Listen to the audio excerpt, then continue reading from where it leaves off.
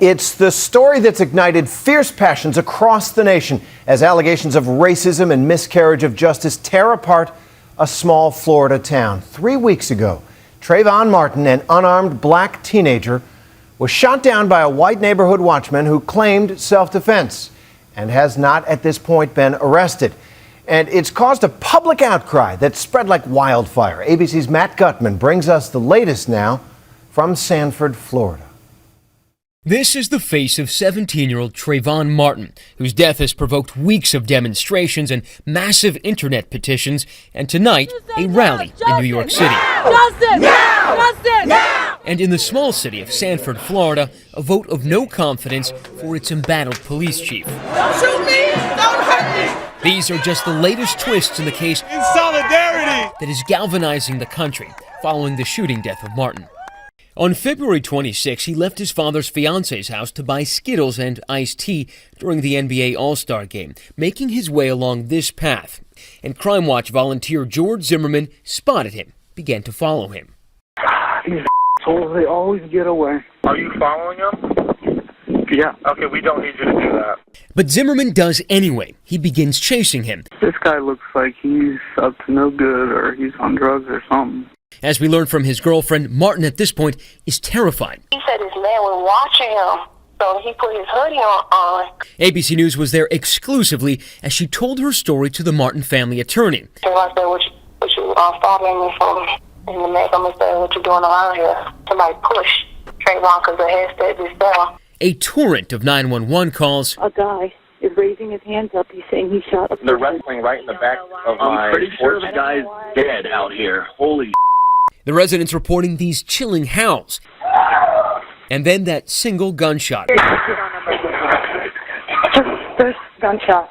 Zimmerman immediately claimed self-defense, which investigators on the scene accepted. But investigators also ignored key witnesses, ABC News has learned, and failed to contact others like Martin's girlfriend. The police department definitely needs to go back, re-interview everyone and anyone that has any information, as well as the FBI. I guarantee you that's what they're going to do. That's going to be their first stop. And all the while, Sanford police claiming they are handcuffed by the law. The law is called Stand Your Ground. Passed in 2005, it allows someone to use deadly force when they feel threatened. Since the law, justified homicides in Florida have jumped threefold. 20 states have similar laws, but Florida's is seen as the most extreme. Mr. Julie, what do you want to say about what happened? In fact, another man on trial for manslaughter in Florida right now is invoking the law to try to get the case dismissed. And back in 2007, Norman Borden fired 14 bullets into a pair of men he thought were gang members. Under the law, he walked free.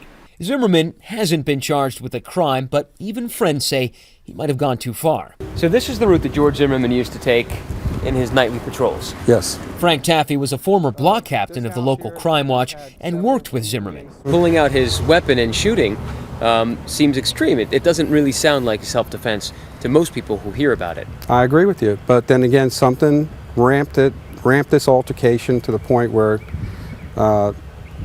use of the deadly force happened, and we have a young boy who was killed, and we just can't bring that boy back. It's sad. My heart goes out to the family. Martin died a John Doe. I'm pretty sure the guy's dead out here. Holy Unidentified and unclaimed for 48 hours because of apparent police red tape. Tonight, Trayvon Martin is anonymous no more. We all are one. And tonight in New York, Martin's parents joined the protest. Trayvon Martin was you. Yeah. Trayvon Martin did matter. Yeah. And I just want New York to know that we're not going to stop until we get justice for Trayvon. More than 1,000 people marching in support of the teenager whose name is now a rallying cry. I'm Matt Gutman for Nightline in Sanford, Florida.